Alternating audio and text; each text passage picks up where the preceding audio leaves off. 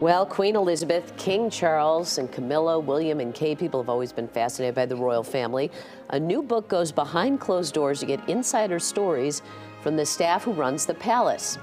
Royal expert Tom Quinn spills all the behind-the-scenes tea, and yes, ma'am, the secret life of royal servants. And Tom joins us now. Good morning, Tom. Good morning.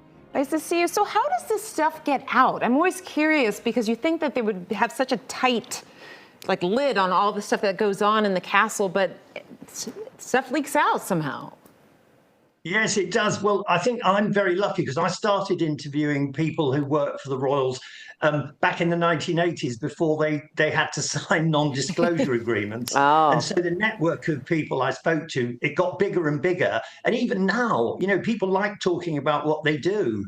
And also many of them praise the royals. They're not all critical. And I think, people like talking about themselves. They're not always critical.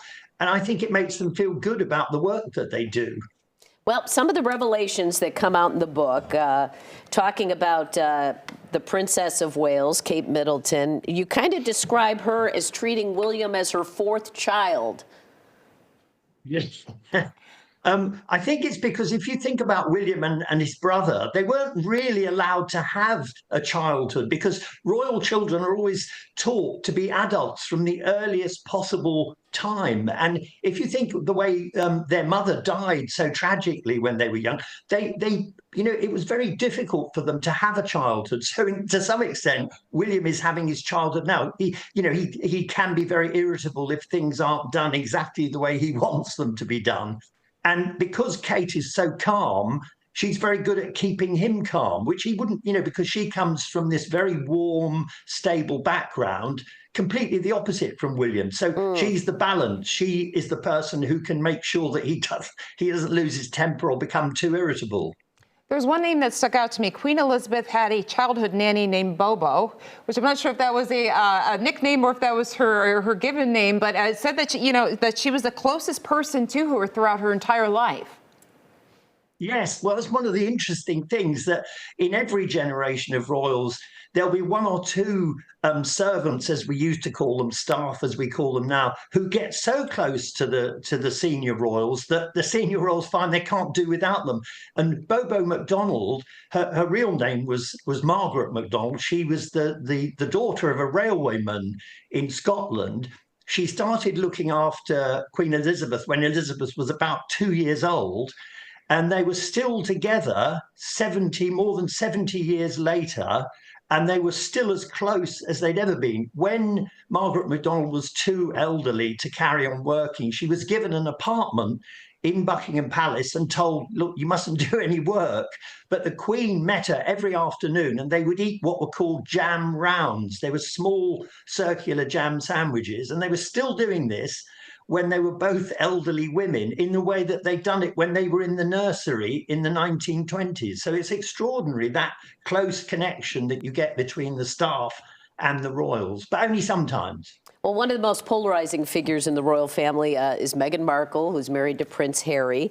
We've heard stories of bullying out of the palace. There's people that love her. I'm sure the young people thought she was trying to change things, and she has a lot of supporters as well. What did you hear from the people in the palace? It's hard to get a real grasp on what happened there. I think that's true. When I started doing this, I thought that most of the staff would say, she was difficult. She was nicknamed the Duchess of Difficult, for example.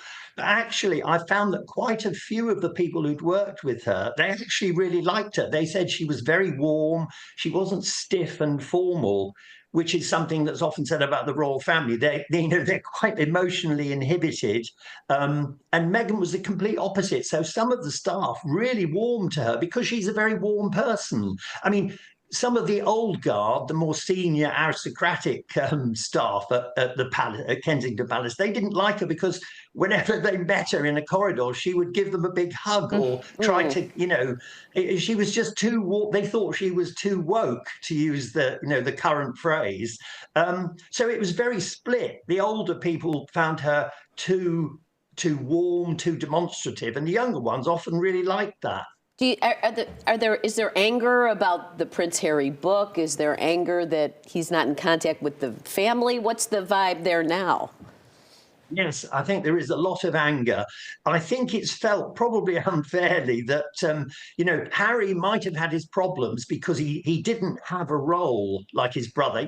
If you're the younger brother, there's no real job. You have to make your own way. You have to make something of your life. Not unlike William, who was just going to become king. And I think they felt Harry was just starting to do that when Meghan came along and said, you don't have to be the spare, you can Yeah. leave and have your own life. And so I think they do perhaps unfairly blame Meghan for taking Harry away. He was very popular, you see. So now he's not around. He's not doing the sort of royal duties that a younger brother would traditionally do. I think people miss him and they look for someone to blame. It's probably a bit unfair, but they do blame Meghan, I'm afraid. Well, the book is Yes, Ma'am, The Secret Life of Royal Servants. Thanks so much for joining us, Tom. We appreciate it. Thank you very much.